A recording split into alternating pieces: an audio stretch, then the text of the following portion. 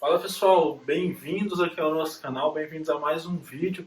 Michel aqui para falar com você hoje sobre convenção coletiva de trabalho. Por que eu vim falar sobre convenção coletiva nesse vídeo aqui, nessa data em específico? Eu estou gravando o vídeo aqui início de fevereiro, vale para outros anos, obviamente, mas a convenção coletiva ela vai mudar muito provavelmente esse mês, no próximo mês aí, no máximo aí final de março deve estar mudando as convenções coletivas das mais diversas categorias de sindicatos, tá? E aí é sobre isso que eu vim falar aqui com você.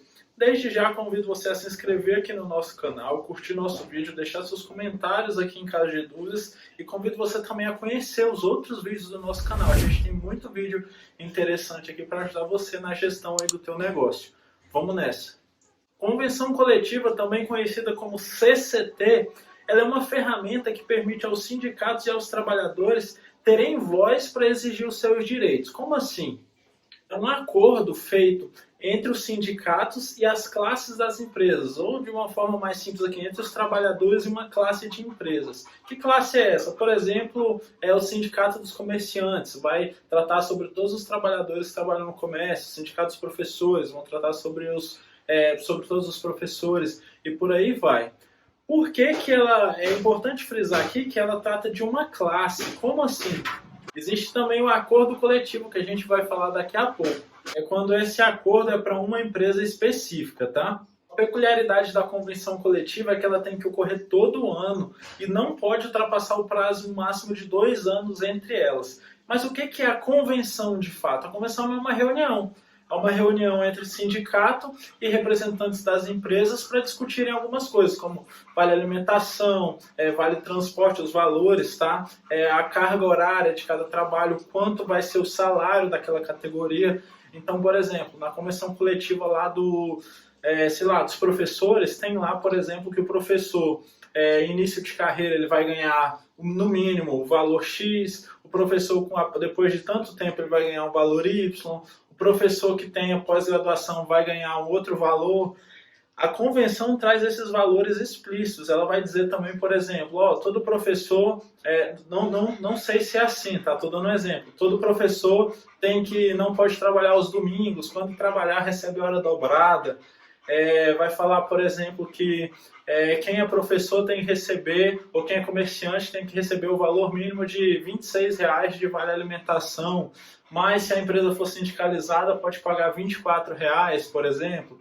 Enfim, vai detalhar, vai trazer uma luz para a lei, que é a CLT, que é a lei que rege aí essa relação entre trabalhador e empresa, tá? Outro aspecto importante é que a convenção coletiva ela tem caráter normativo. O que significa isso? Ela não é lei, mas ela tem força de lei, ou seja, ela tem que ser seguida. A empresa não pode dizer que não vai seguir a convenção coletiva. Isso é proibido, isso é ilegal, tá? E como assim tem que ser seguida e qual seguir?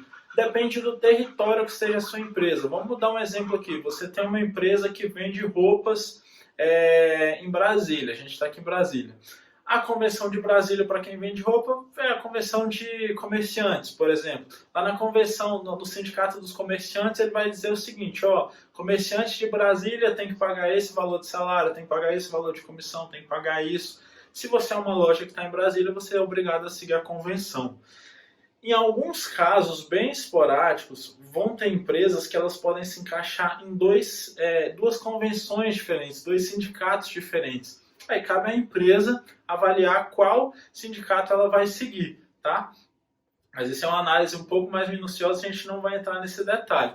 O importante você saber seja qual for o seu tipo de empresa, seja onde quer que você esteja, tem uma convenção coletiva que vai detalhar a relação entre você e o seu colaborador, ou entre você e a sua empresa, se você for um colaborador aí, tá? Com todos os detalhes, e ela muda todo ano. Outro ponto importante aqui é que a lei diz que o acordo coletivo e a convenção coletiva, elas podem se sobrepor à CLT. Ou seja, vamos supor que a CLT não fale nada de vale alimentação, por exemplo. E a convenção coletiva traz lá que trabalhador de tal, trabalhadores médicos, por exemplo, são obrigados a ter um vale alimentação para 2 vezes ao dia, porque eles fazem uma jornada de horas muito grande, por exemplo.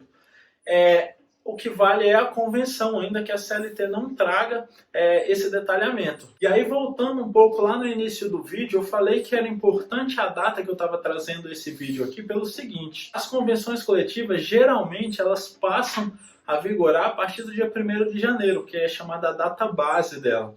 Só que o que acontece? O que a gente vê na prática é que os sindicatos não terminam de votar a convenção até o final do ano anterior para ela passar a valer em janeiro. E aí eles terminam lá em meados de janeiro, fevereiro e março, e a partir do que é definida a convenção, essa convenção é publicada e ela passa a ter efeito retroativo a 1º de janeiro. Então, se você está vendo esse vídeo aqui em março, por exemplo, e a sua convenção acabou de sair, você tem que pagar o retroativo aos seus colaboradores desde o dia 1º de janeiro. Se você é colaborador, você tem direito a receber o retroativo. Como assim retroativo? Vamos supor que no ano passado o salário aí era R$ 1.100. E aí a convenção esse ano diz que o salário é R$ 1.150 a partir do dia 1º de janeiro. Só que você já está em março e ainda não pagou R$ 1.150. Então o que você vai ter que fazer?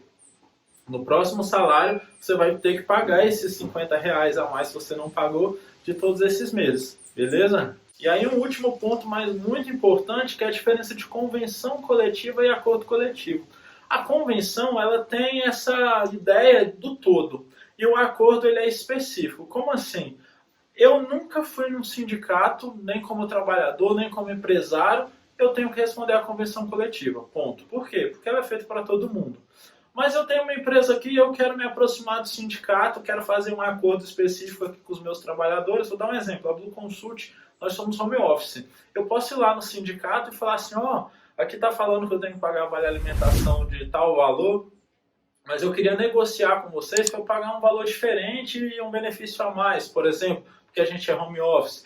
E aí, a minha empresa, a Blue Consult, pode ir lá, negociar diretamente com o sindicato, os colaboradores vão assinar aprovando esse acordo e isso se torna um acordo coletivo. Esse acordo pode ser diferente da convenção, desde que seja um acordo entre empresa e colaboradores com o aval do sindicato. Beleza? É um assunto um pouco denso, é um assunto que envolve leis, mas eu tenho certeza que ele é de suma importância para a tua empresa. Se ficou alguma dúvida, deixa aqui no comentário, eu faço questão de responder todos os comentários. Beleza? Tamo junto, um abraço.